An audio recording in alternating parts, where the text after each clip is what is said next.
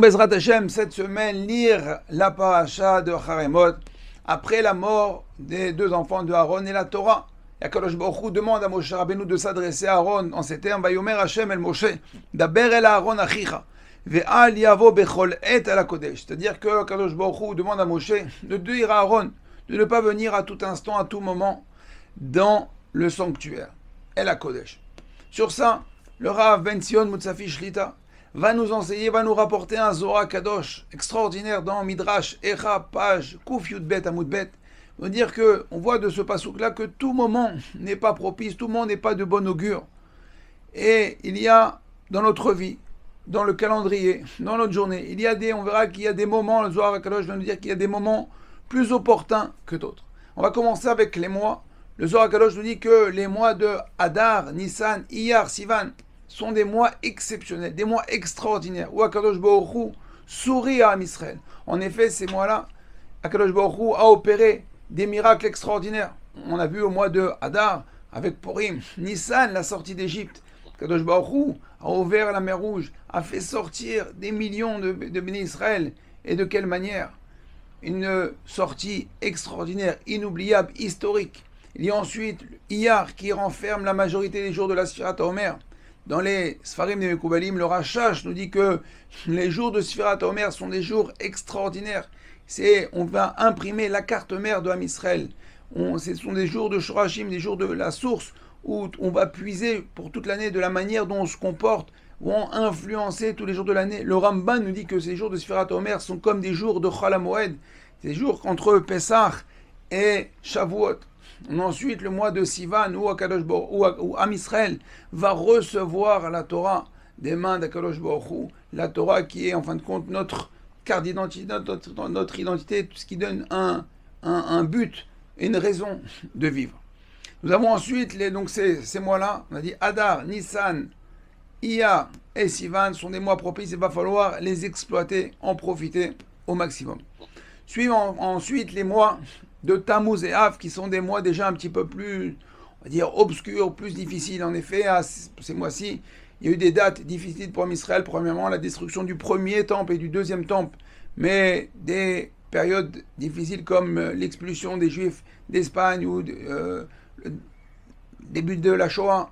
Encore d'autres dates difficiles qui sont apparues à cette période-là, jusqu'à que le Shulchan Aruch tranche que si on a un procès, on a des choses à faire avec un goy, on évitera de les fixer en mois de Av.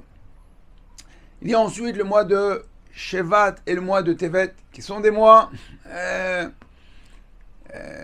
on va dire, ni bons ni mauvais, mais qui sont plus une tendance de din, un peu plus dur quand même. C'est pour ça que ces mois-là renferment les jours de Shovavim. Ces jours qui sont, on va se focaliser sur le jeûne, sur la tefila, justement pour implorer, pour renverser la balance et implorer à Kadosh Baruch Hu. Restent les mois de Elul, Tishrei et Cheshvan, qui sont des mois neutres, des mois parfaits, ni bons ni mauvais. Et en fin de compte, c'est nous qui, selon notre comportement, selon la manière dont on va les aborder, dans la manière dont on va se comporter, on va pouvoir renverser justement l'influence de ces mois. C'est pour ça que Elul, c'est un mois où on se concentre sur la Teshuvah, Tishrei aussi. Et en fin de compte, si on a fait Elul et Tishrei ainsi, alors le mois de Cheshvan aussi continuera. Et après, on verra la lumière, Bezrat Hashem, au mois de Kislev. Ça, c'est ce que nous dit le Zohar au niveau des mois. Mais on va retrouver le même concept au niveau de la journée. En effet, la journée est composée de Yomam, Valayla, il y a le jour et la nuit. Alors, la journée est aussi divisée en deux. Il y a la première partie de la journée, qui nous dit le Zohar, qui est propice. Propice, pourquoi? On aura plus de facilité, plus de faculté à comprendre les choses. C'est pour ça que lorsqu'on doit fixer des temps d'études, il sera préférable de fixer les temps d'études le matin. Il y aura plus grande siyate dishmaya, une plus grande individu pour comprendre et voir les choses et assimiler. Alors que l'après-midi, on profitera plus la deuxième partie, si on a besoin, de s'occuper de notre parnassa. En ce qui concerne la nuit, pareil, elle est divisée en deux. La première partie de la nuit sera réservée pour se reposer, pour dormir. Tandis que la deuxième partie, après Chatzot, sera elle réservée pour étudier. À ce moment-là aussi, il y a une plus grande siyat nishma, une plus grande lumière pour comprendre les choses. Pareil, dans les jours de la semaine. Il y aura des jours qui sont plus propices et des jours moins propices, des jours avec de signes de bon augure. Par exemple, Sheni vechamishi, c'est-à-dire que lundi et jeudi sont des jours plus difficiles. Ils ressemblent un petit peu au mois de Shevat, Vetevet. C'est pour ça que ces jours-là, on fait des plus grandes tachanunim. Ces jours-là, on va sortir la Torah, justement pour aider, pour renverser, pour implorer la rachamim. Viennent ensuite les jours, il y a les jours les bons jours, ce sont le shlishi veshishi, c'est-à-dire le troisième jour, mardi et vendredi, qui sont des grands jours, des jours de lumière. Alors on va profiter à ce moment-là justement pour monter dans la Torah et dans les Yirat Shamayim. C'est des jours où les portes du ciel sont plus ouvertes. Au milieu, on a les jours de dimanche et mercredi, d'accord, que comme Elul et Tishrei, ces jours sont ni bons ni mauvais, sont des jours neutres, donc c'est à nous, selon notre comportement, d'accord, de les faire pencher vers le bien ou chas v'shalom vers le mal.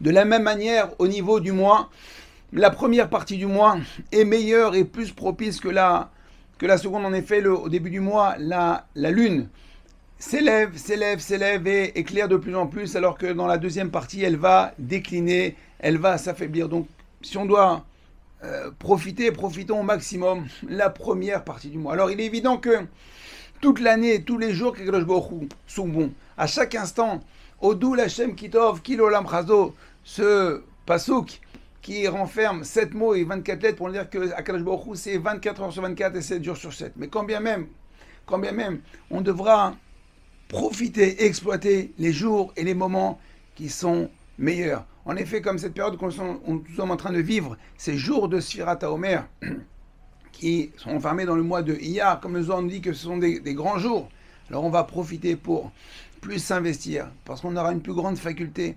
Dans des jours où il y a plus de lumière, quand il y a plus de lumière, je profite pour pouvoir lire des choses, voir des choses, alors que quand c'est obscur, je dois plus me fatiguer, forcer. Alors profitez de cette grande période, c'est le temps, il est temps, c'est le moment propice en ces temps-là de pouvoir s'élever dans la Torah, dans le Gemilut Chassadim et dans tout ce qu'on peut faire, d'accord, pour se préparer à recevoir la Torah. À très bientôt. Kol Tov, Shabbat Shalom.